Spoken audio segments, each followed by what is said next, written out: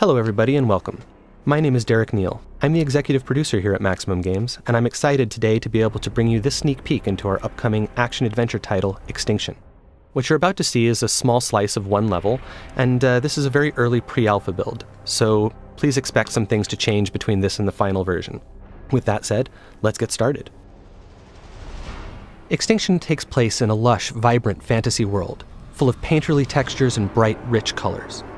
But this world has come under siege by an organized army of massive otherworldly invaders known as the Revenni, who have begun systematically eradicating humanity off the face of the planet. You play as Avil, one of the last of the Sentinels, a legendary group of warriors with the skills and tools necessary in order to take down these massive foes. The gameplay in Extinction emphasizes high-speed traversal around the environment. In addition to the basic jump and double jump, Avil can also run horizontally along walls, run vertically straight up walls, air dash through the sky, come floating back down gently, can bounce off of springy objects in the environment such as building awnings or treetops, and can use his whip like a grappling hook to get around. When he does this, time slows down, giving him time to plan his next move and make split-second decisions. Of course, Avil's ultimate goal is to save as much of humanity as possible. He needs to protect them from the constant onslaught of the ogres and their minions. He does this by engaging them in real-time, skill-based combat. In addition to his series of regular strikes, he can also execute powerful AoEs, launch enemies into the sky, slam them back down to the ground, cancel his attacks into rune strikes for massive damage, and cancel his attacks into dodges in order to evade his opponent's strikes. Of course, the star of the show is Avil's combat with the ogres.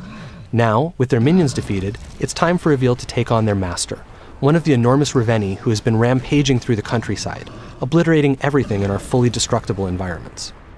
The ogres themselves are fully dismemberable, but they wear armor in order to protect themselves. In order to take this beast down, Avil must first destroy that armor.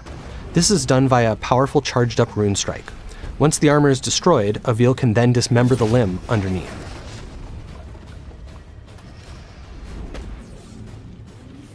Dismembering limbs like this builds energy which Avil will need to ultimately be able to strike the finishing blow.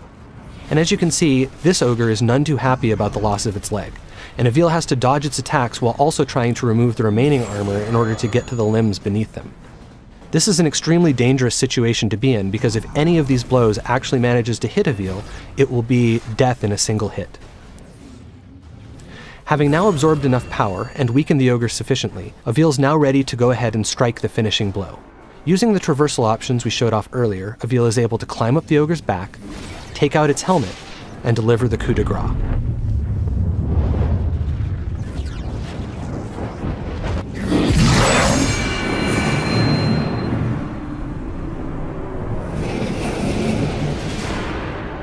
That was a relatively easy fight against a relatively basic opponent, but not all enemies are so simple.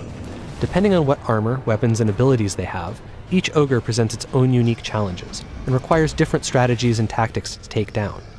Here, we have an example of an ogre decked out in gold armor. This armor does open up some new traversal options for Avil, but as you can see, it's also much harder to remove. Each piece is protected by multiple latches that must be destroyed in order to remove it. 4 of them on each leg piece, and 2 on each arm piece.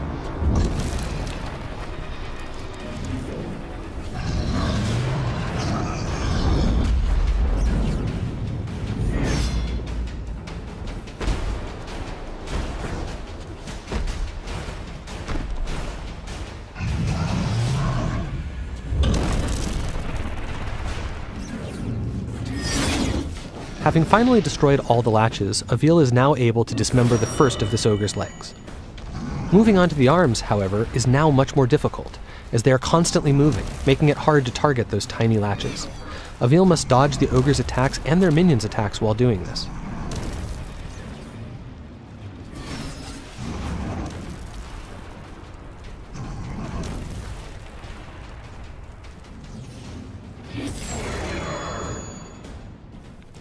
It has now taken sufficiently long to take down this ogre that its leg has regenerated, and it stood back up, but it no longer matters. Flush with energy from his last kill, Avil is ready. He climbs up the back of the ogre and is presented with one final challenge, staying up there long enough to take out its remaining armor. First, he removes the helmet, and then the collar. With these two obstacles out of the way and its neck exposed, Avil can finally go in for the kill. And so, the second ogre falls.